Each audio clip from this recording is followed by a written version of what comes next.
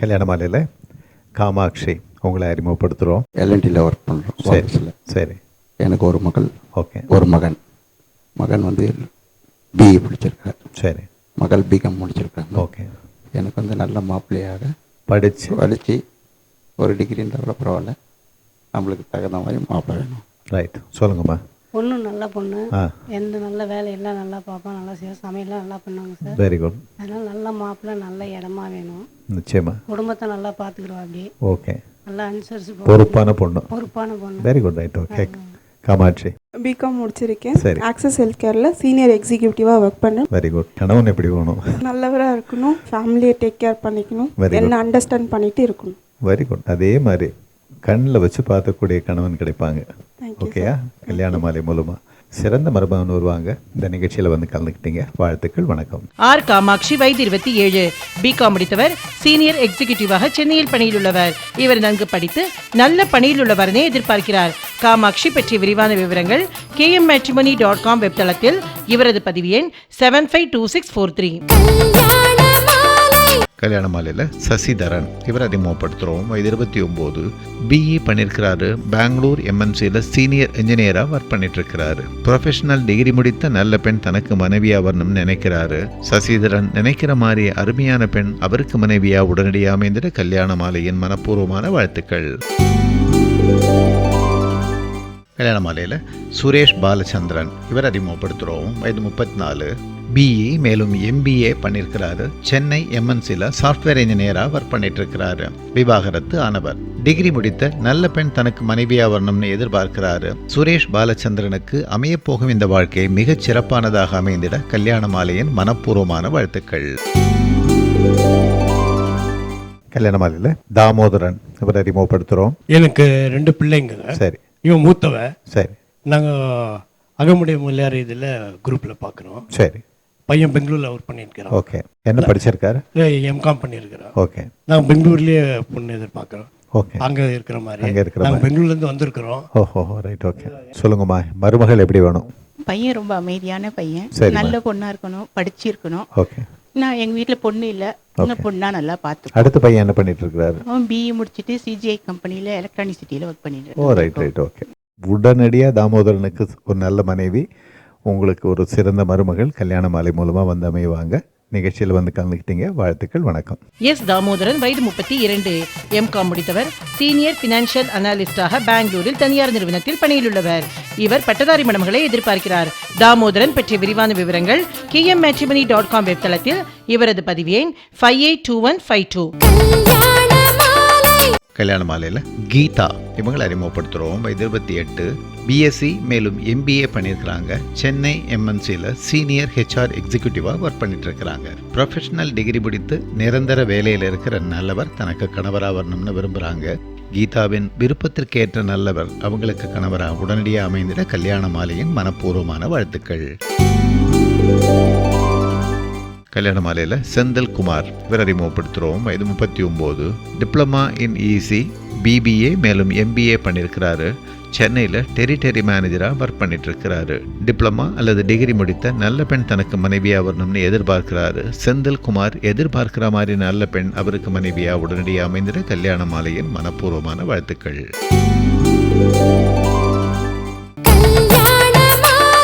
சட்டம் என்கின்ற சதுரத்தை விட்டு அறம் என்கின்ற சக்கரம் சுத்த வேண்டும் என்பதற்காக அறவாழி அந்தணன் என்று சொன்னான். கல்யாண மாலையில் அறிமுகமாகும் வரன்களின் விவரங்களை பெற கல்யாண மாலை நிகழ்வுகள் படப்பிடிப்பு பற்றி அறிய கல்யாண மாலை 6/1 ராமசாமி ஸ்ட்ரீட், டி நகர், சென்னை 17. ஃபோன் 24341400. Email info@kmmatrimony.com.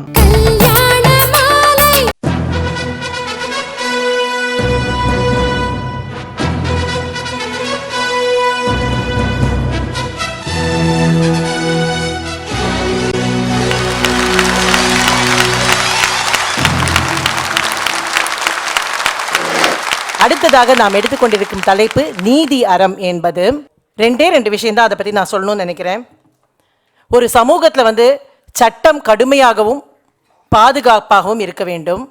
நீதி கருணையோடும் நேர்மையோடும் இருக்க வேண்டும். இதுதான் நம்ம சட்டத்தையும் நீதியையும் பற்றி வச்சுட்டுருக்கிற ஒரு அபிப்பிராயம். என்ன நடந்து கொண்டிருக்கிறது?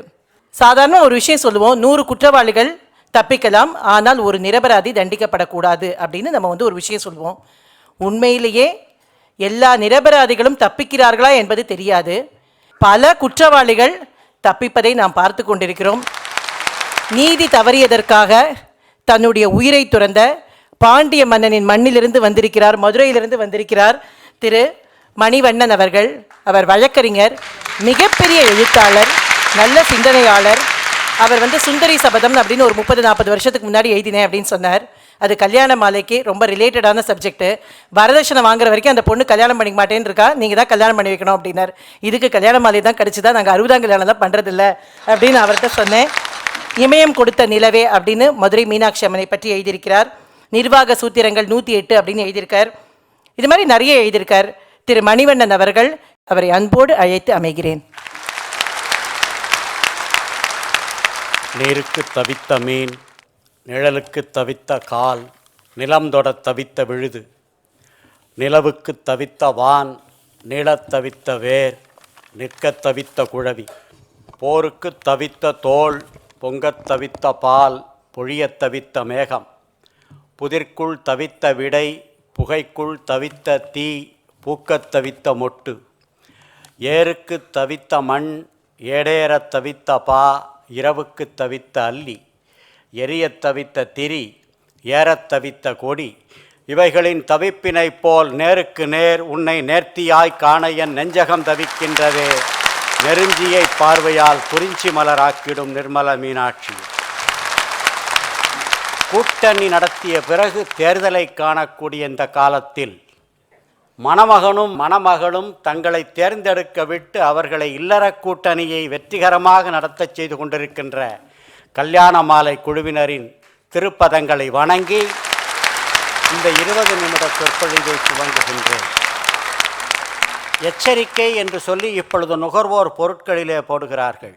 அதுபோல நான் இந்த 20 நிமிட சொற்பொழிவுகளிலே நான் பேசக்கூடிய எந்த துணுக்குகளும் இந்திய நீதிமன்றத்தை பற்றியோ இந்திய நீதிபதிகளை பற்றியோ நேர்முகமாகவோ மறைமுகமாகவோ தெரிந்தோ தெரியாமலோ அறிந்தோ அறியாமலோ புரிந்தோ புரியாமலோ சொல்லவே இல்லை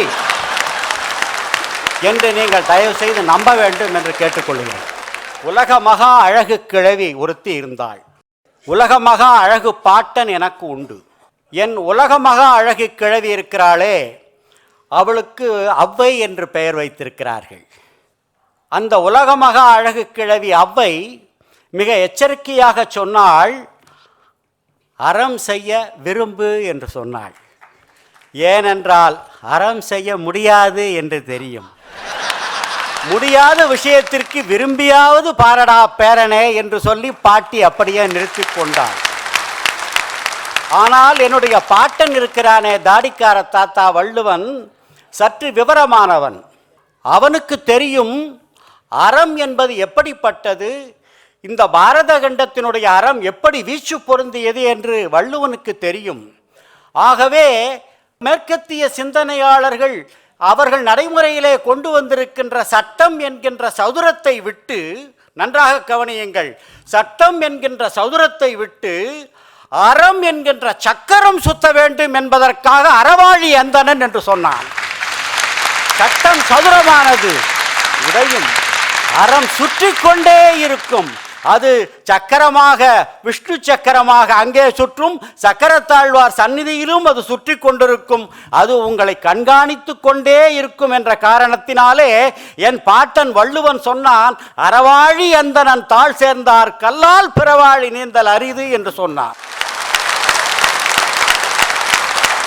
சோழ நாட்டிலிருந்து கிளம்பி அப்பாவியாக வந்தாலே அந்த கண்ணகிக்கு நீதி கிடைத்திருக்கிறது. இதை நான் என் மனைவியிடம் சொல்லிக் கொண்டிருந்தேன். சிரித்தாள். என்ன என்று கேட்டேன். நல்ல வேளை கண்ணகி வக்கீலை வைக்கவில்லை. சமூக அறம் பேச்சரங்கில் நீதி அறம் பற்றி தொடர்கிறார் வழக்கறிஞர் மணிவண்ணன். வரன்களை அறிமுகப்படுத்திய பிறகு கல்யாண மாலையில் கோபாலகிருஷ்ணன் இவர் அறிமுகப்படுத்துகிறோம். பிஇ எம்பிஏ முடிச்சிருக்கான். சரி சிடிஎஸ்ல சென்னையில் ப்ராஜெக்ட் மேனேஜராக இருக்கான். சரி அவனுக்கு ஒரு அக்கா, she got married and she settled in Bangalore. Okay. பையனை பொறுத்த வரைக்கும் ரொம்ப தங்கமான பையன். ஓகே. எங்கள் ஆற்றுக்கு ஏற்ற மாதிரி ஒரு மாட்டு பொண்ணாக வந்தானா ரொம்ப வெரி குட். ரைட். ஓகே. அதுவும் ஜென்ரலாக கல்யாண மாலை மோகன் சாரை வந்து பார்த்தாலே கல்யாணம் ஆகிடுன்னு சொல்லுவா எல்லாரும். அவன் நீ வர முடியல. நாங்கள் Iyer Iyengar any subject no bar. Okay, சொல்லுங்கம்மா. அக்காவோட பையன் தான். சரி. ரொம்ப நல்ல பையன், with clean habit, very lovable person.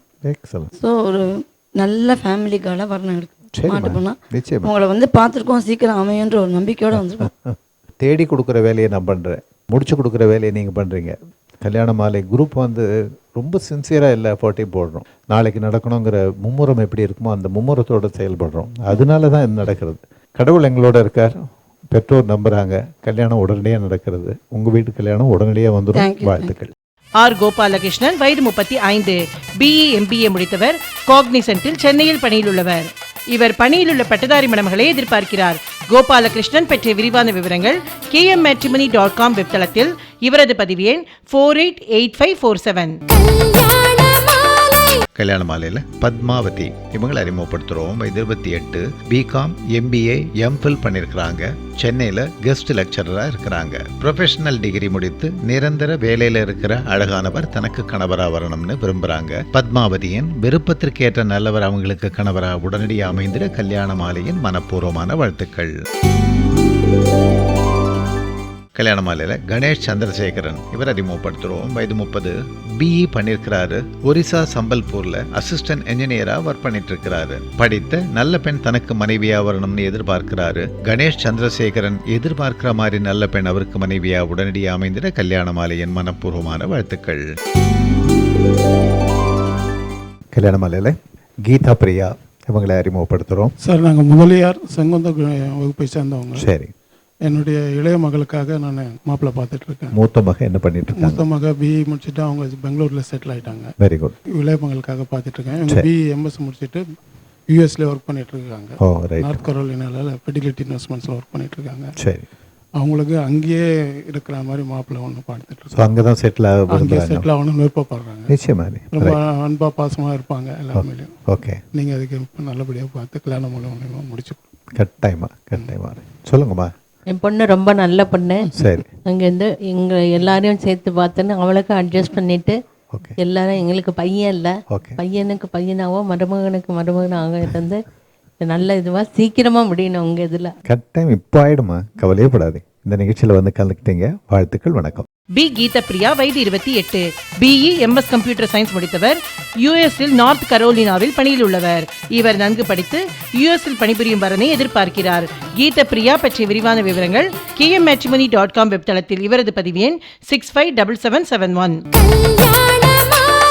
கல்யாண மாலையில் விவேக் இவர் அறிமுகப்படுத்துகிறோம். வயது 29, பிடெக் பண்ணியிருக்கிறாரு. சென்னை எம்என்சியில் சைட் என்ஜினியராக இருக்கிறாரு. ப்ரொஃபஷனல் டிகிரி முடித்த நல்ல பெண் தனக்கு மனைவியா வரணும்னு நினைக்கிறாரு. விவேக் நினைக்கிற மாதிரி நல்ல பெண் அவருக்கு மனைவியா உடனடியாக அமைந்திட கல்யாண மாலையின் மனப்பூர்வமான வாழ்த்துக்கள். கல்யாண மாலையில் சரவணகுமார் இவர் அறிமுகப்படுத்துகிறோம். வயது 28, ஐஐடியில் எம்டெக் பண்ணிட்டு யூஎஸில் பிஹெச்டி பண்ணிட்டு இருக்கிறாரு. யூஎஸ் இந்தியானால இருக்கிறாரு. ப்ரொஃபஷனல் டிகிரி முடித்த நல்ல பெண் தனக்கு மனைவியா வரணும்னு நினைக்கிறாரு. சரவணகுமார் நினைக்கிற மாதிரி நல்ல பெண் அவருக்கு மனைவியா உடனடியாக அமைந்திட கல்யாண மாலையின் மனப்பூர்வமான வாழ்த்துக்கள்.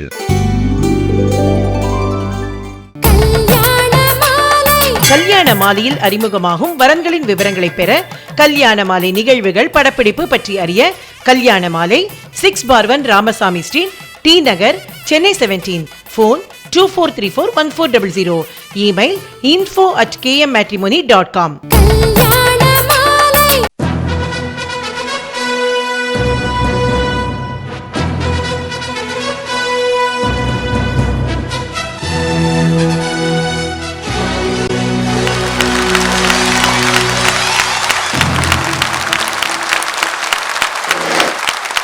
அன்புக்குரிய பெரியோர்களே, ஒரே ஒரு விஷயத்தை மட்டும் நான் பார்த்து கொண்டே வர வேண்டும்.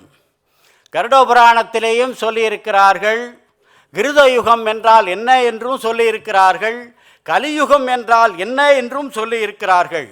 ஆனால் அறம் என்பது எப்பொழுதெல்லாம் தொங்கி போகுமோ மங்கி போகுமோ அந்த நேரத்திலே நான் வருவேன் என்று சொல்லி நம்பிக்கையான வாசகத்தையும் பகவான் கிருஷ்ணன் சொல்லி இருக்கிறான் என்பதை நம்பிக்கையோடு நாம் இந்த பேச்சரங்கத்திற்குள்ளே நாம் நுழைய வேண்டும். நான் மதுரையிலிருந்து வருவதாக சொன்னார்கள். உண்மை. நன்றாக பார்த்தோம் என்றால் சிலப்பதிகாரத்திலே வழக்குரை காதை என்ற ஒன்று உண்டு. அதை தயவு செய்து நீங்கள் மறுபடியும் மீள்வாசிப்பு செய்தீர்கள் என்றால் தேராமன்னா செப்புவதுடையேன் என்று ஆரம்பிக்கிறது. கண்ணகி இன்றைக்கு இருக்கிற நவீன சிவில் ப்ரொசீஜர் கோடிலே ஒரு ப்ரூஃப் அஃபிடவிட் பிரமாண வாக்குமூலம் எப்படியெல்லாம் போட வேண்டுமோ அப்படிப்பட்ட அற்புதமான வகையிலே போட்டிருக்கிற ப்ரூஃப் அஃபிடவிட் தேராமன்னா செப்புவதுடையேன். தேராமன்னா இருக்கா, பிஃபோர் தி ஹானரபிள் கோர்ட்னு என்று ஆரம்பிக்க எங்களுடைய ப்ரூஃப் அஃபிடவிட். நீ யார்? தேராமன்னா செப்புவதுடையேன், solemnly affirm and sincerely state as follows.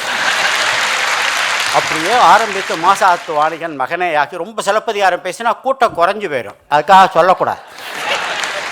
Kannagi தன்னுடைய வழக்குரை காதைக்கு எடுத்துக்கொண்ட நேரம் இருக்கிறதே 2 நிமிடங்கள். பாண்டிய மன்னனிடம் அவள் தீர்ப்பு வாங்கினது 50 செகண்டில் அந்த தீர்ப்பை வாங்கி இருக்கிறார். அது அன்று. நீங்க உங்க கோணத்தை எடிட் பண்ணிட்டு இந்த பக்கம் வாங்க. ஒரு பசுமாடு போகுதியா, அதனுடைய கண்ணுக்குட்டியை மேலே ஒருத்தன் ஏற்றி விட்டாலும் விஐபி ராஜாவோட பிள்ளை, அவனோட காரில் அவனோட தேர் ஏறிடுத்து. இதுக்காக மாடு யாரையும் தேடாமல் மாடே போகுது. மணி கட்டிருக்கு, மணி அடிக்குது, வர்றா, எடுத்தெடுப்பில் ஸ்பாட் டெசிஷன், ஜட்ஜ்மெண்ட் டெலிவர்டு ஆச்சா. ஒரு மாட்டுக்கு நீதி கிடைத்திருக்கிறது. வேறு எந்த விதமான படிப்பறிவும் உலக அறிவும் பட்டறிவும் இல்லாத சோழ நாட்டிலிருந்து கிளம்பி அப்பாவியாக வந்தாலே அந்த கண்ணகிக்கு நீதி கிடைத்திருக்கிறது. இதை நான் என் மனைவியிடம் சொல்லிக் கொண்டிருந்தேன். சிரித்தாள். என்ன என்று கேட்டேன். நல்ல வேளை கண்ணகி வக்கீலை வைக்கவில்லை. இதில் என்ன ஒரு கொடுமை என்று சொன்னால், எனது 2 மகள்களையும் நான் வக்கீலுக்கு படிக்க வைத்திருக்கிறேன். எனது 2வது மகள் சொன்னாள், ஆமாம் அப்பா, எடுத்த எடுப்பில் இதை தீர்ப்பு சொல்லாதபடி என்ன செய்திருக்கலாம், இது குறித்து அந்த சிலம்பை பற்றி ஆராய வேண்டும் என்பதற்காக மெட்டல் டிபார்ட்மெண்ட்டுக்கு எக்ஸ்பர்ட் எவிடன்ஸ் அனுப்ப வேண்டும் என்று சொல்லி ஒரு நாள் வாய்தா வாங்கியிருக்கலாம் என்று சொன்னாள். சிலப்பதிகாரமே இல்லாமல் போயிருக்கும்.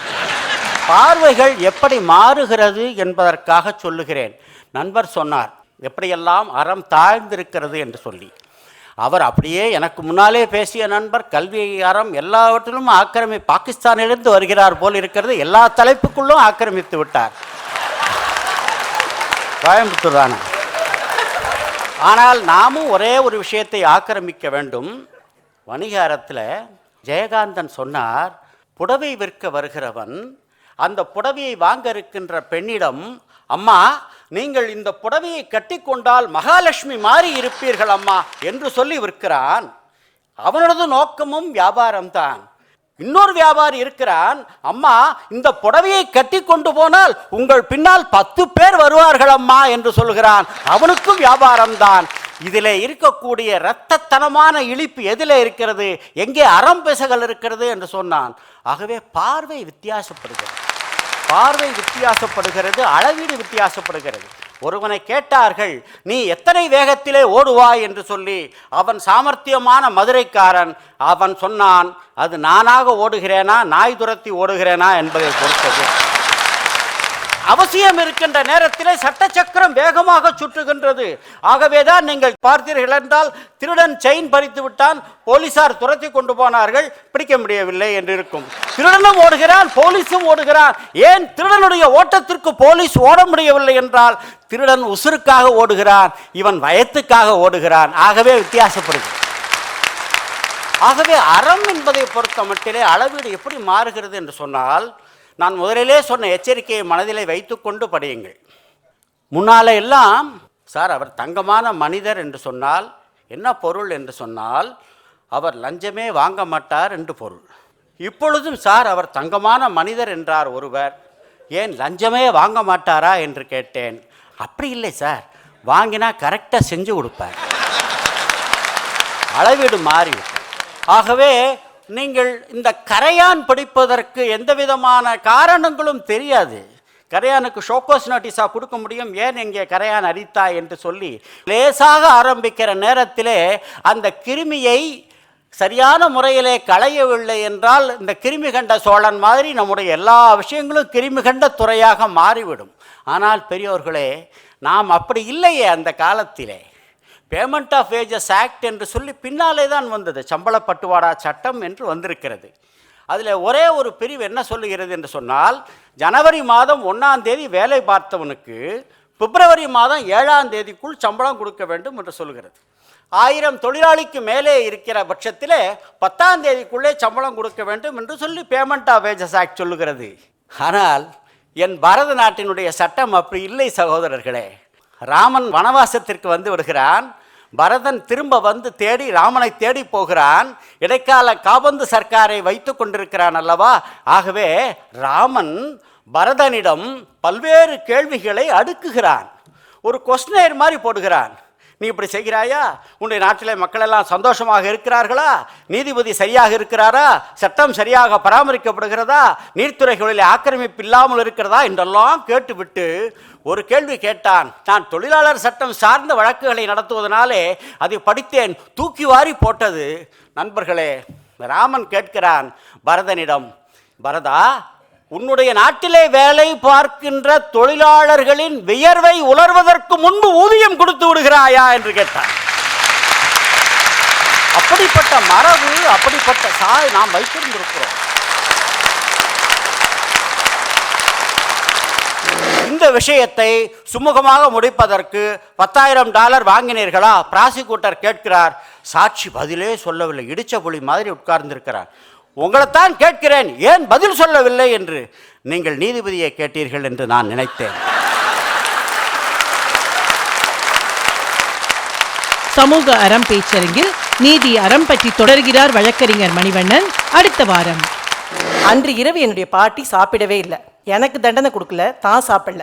அந்த விதை தான் இன்று இந்த சப்ஜெக்டை நான் பண்ணணும்னு தோண்டித்து. சிங்கம் ராஜா, ஏன் புலி ராஜா இல்லை தெரியுமா? என்னன்னா, சிங்கம் பசிச்சாதான் அடிக்கும், புலி பார்த்தாலே அடிக்கும். எது ஈஸியாக கிடைக்கணுமோ அது ரொம்ப கஷ்டம். 12th நாய்படாத பாடுபடணும். எது ரொம்ப கஷ்டப்பட்டு கிடைக்கணுமோ அது ரொம்ப ஈஸி. இன்ஜினியரிங் படிக்கணும்னா கூவி கூவி வைக்கிறாங்க.